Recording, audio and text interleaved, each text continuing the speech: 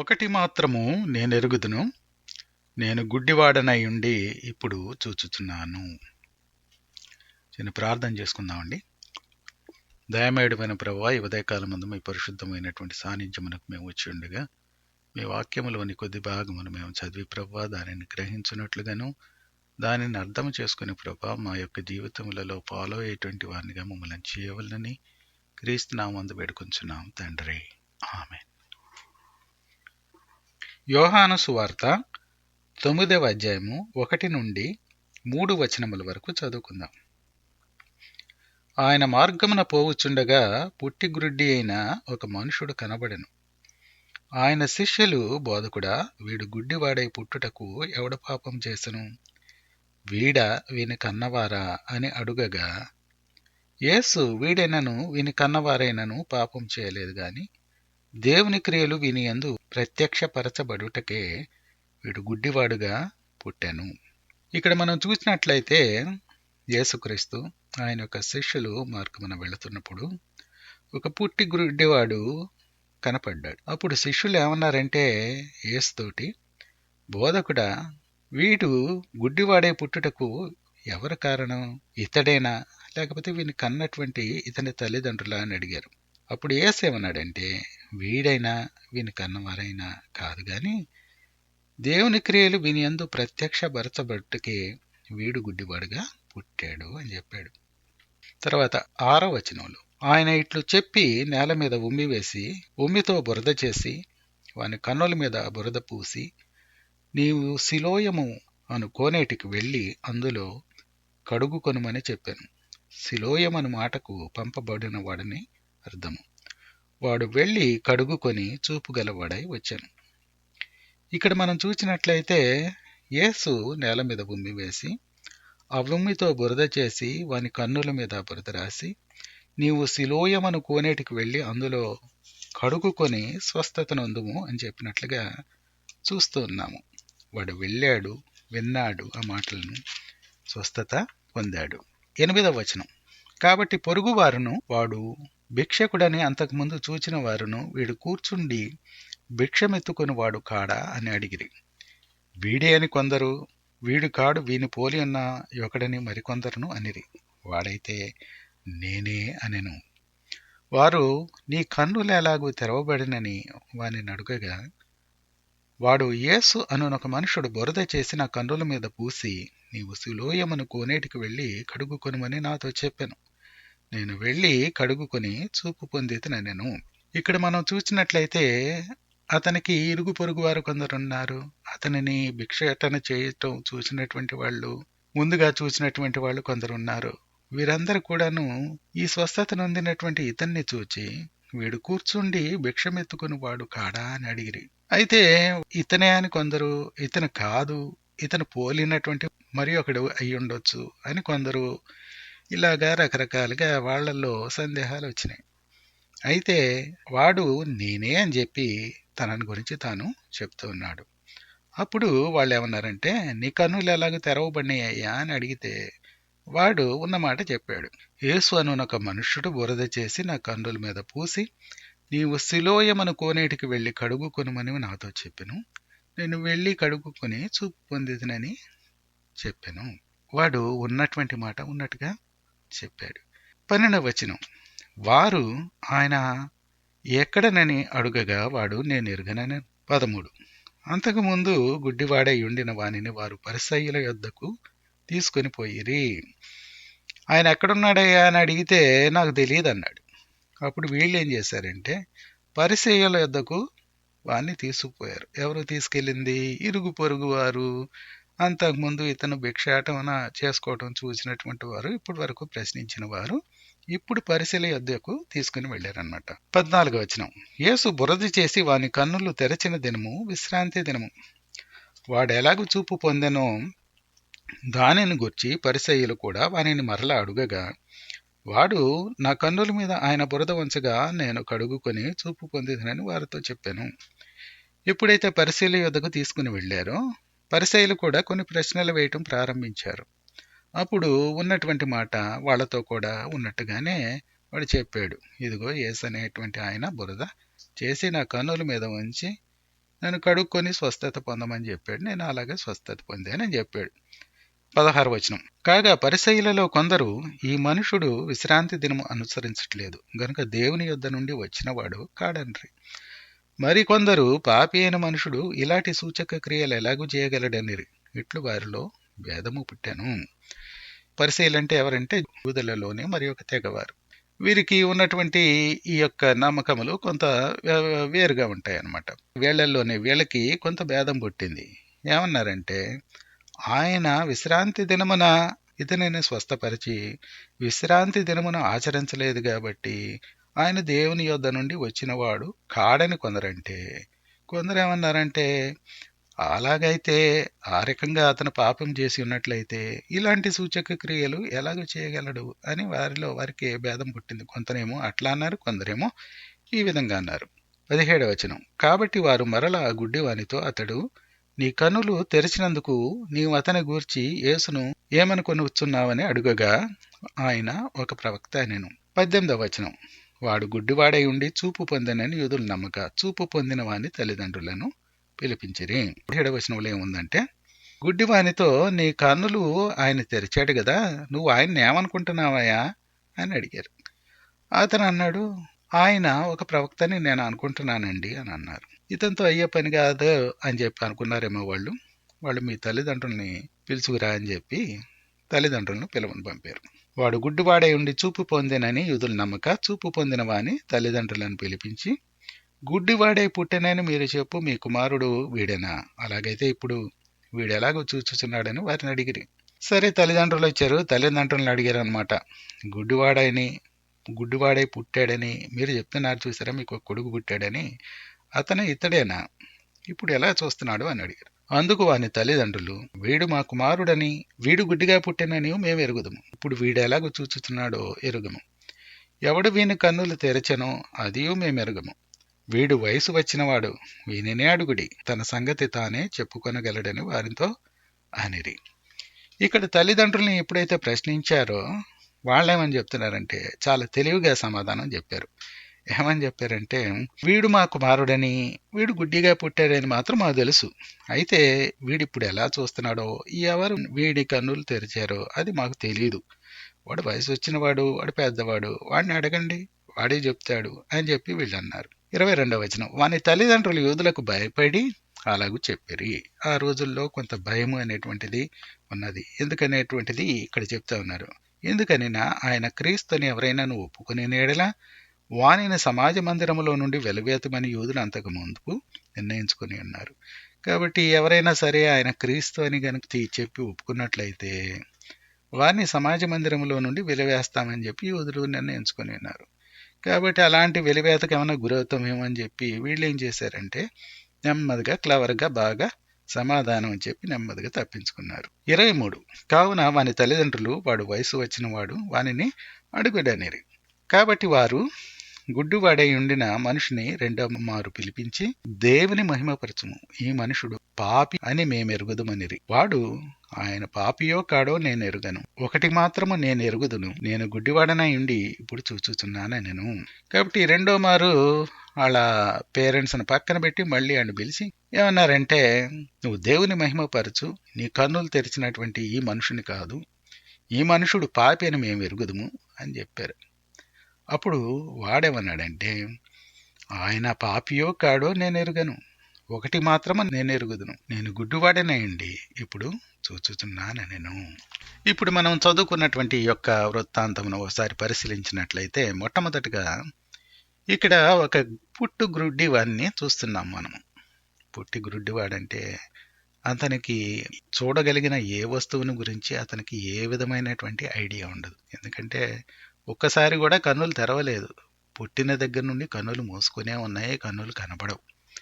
కాబట్టి అతనికి గ్రాహ్యము అనేటువంటిది లేదు, చూడగలిగినటువంటి శక్తి లేదు. ఈ చుట్టూ చెట్లు ఎలా ఉన్నాయో తెలీదు, మనుషులు ఎలా ఉంటారో తెలీదు, అమ్మ ఎలా ఉంటుందో తెలీదు, నాన్న ఎలా ఉంటాడో తెలియదు. మరి ముఖ్యంగా కలర్స్ అనేటువంటివి అతనికి తెలియదు. కలర్స్ అనేటువంటివి చూచేటువంటి వాడికి కలర్ఫుల్గా ఉంటే చాలా ఆహ్లాదకరంగా ఉంటుంది కదండి. అయితే ఆ కలర్ గురించి కనీసం ఒక ఐడియా కూడా లేదు. ఏ కలర్ ఎలా ఉంటుంది అనేటువంటిది, కలర్‌లెస్ అనేటువంటిది, ఇవన్నీ కూడాను అతనికి ఏమాత్రము తెలియదు. సరే, యేసును ఆయన శిష్యులను వెళ్తూ ఉంటే ఇతను వారికి దారిలో కనిపించాడు. అప్పుడు ఈ శిష్యులు ఏమని అడిగారంటే, ఇతను గుడ్డివాడిగా పుట్టడానికి ఇతని తల్లిదండ్రుల, ఇతన కారణము, ఎవరు కారణము అని యేసును అడిగారు. అడిగినప్పుడు యేసు ఏమన్నాడంటే, ఇతనైనను ఇతని తల్లిదండ్రులైనను కారణం కాదు గాని దేవుని యొక్క క్రియలు ఇతని ద్వారా ప్రత్యక్షపరచబడు నిమిత్తము ఇతను గుడ్డివాడై పుట్టాడు అని సెలవిస్తున్నాడు. ఇక్కడ మనం చూచినట్లయితే శిష్యులు ఒక యాంగిల్లో ఆలోచిస్తూ ఉన్నారు. అయితే అక్కడ ఉన్నటువంటి కారణము వేరొకటి అని చెప్పి యేసు ప్రభు చెప్తున్నట్లుగా మనం చూస్తూ ఉంటాం. చాలాసార్లు మనం యొక్క విషయాల్ని నిత్య జీవితంలో చూస్తూ ఉంటాం. చాలాసార్లు మనకేదైనా జరిగినట్లయితే మనం ఏమంటామంటే అసలు పట్టించుకోం దాని గురించి, ఏదో జరిగిందిలే అనుకుంటూ ఉంటాం. అదే ఇతరులకు గనక ఏదైనా జరగకూడనటువంటిది జరిగినట్లయితే వెంటనే మన యొక్క తీర్పు ఎలా వెళ్ళిపోతుందంటే, వారు ఏమి తప్పులు చేశారా అని వెతికేట్లాగా, ఆ తప్పుల వల్లే ఇది సంభవించింది అని కంక్లూడ్ చేసేలాగా వెంటనే ఆ దిశలో వెళ్ళిపోతూ ఉంటుంది ఇతరులను గురించి మనం మాట్లాడేటప్పుడు. ఇంకొంతమంది ఇంకొక అడుగు ముందుకేస్తారు.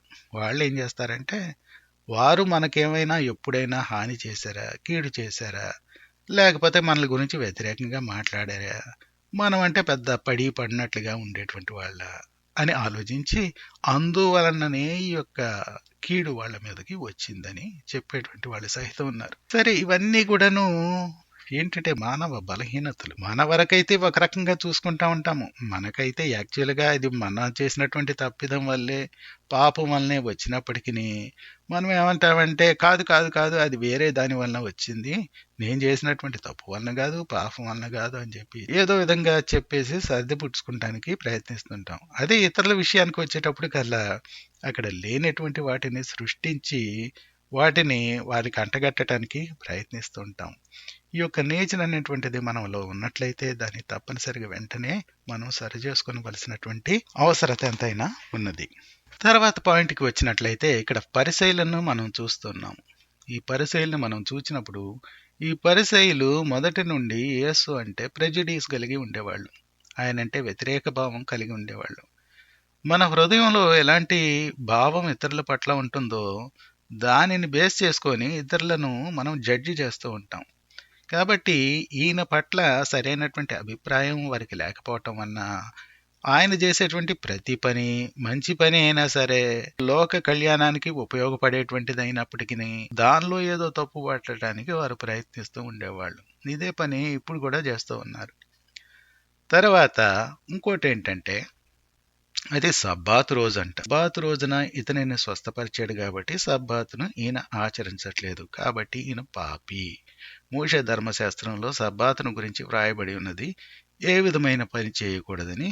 ఆ పనిని ఈయన చేస్తున్నాడు కాబట్టి, సబ్బాతును ఆచరించట్లేదు కాబట్టి క్రీస్తు అనేటువంటి ఈయన ఒక పాపి అనేటువంటి నిర్ణయానికి వాళ్ళు వచ్చారు. క్రీస్తు ప్రభు తను బ్రతికున్నటువంటి దినములలో ఏమని చెప్పాడంటే, సబ్బాతు అనేటువంటిది మానవుని కోసం ఇవ్వబడినటువంటిది కానీ సబ్బాతు కోసం మానవుడు తయారు చేయబడలేదు అని చెప్పాడు. కాబట్టి సబ్బాతుని వేరొక కోణంలో దేవుడు క్రీస్తు ప్రభు చూస్తున్నట్లుగా మనం చూస్తున్నాం. అదేవిధంగా సబ్బాతు విశ్రాంతి దినమున మేలు చేయట ధర్మమా, కీడు చేయట ధర్మమా అనే క్రీస్తు ప్రభు ప్రశ్నించినటువంటి సందర్భం కూడా మనం చూడొచ్చు.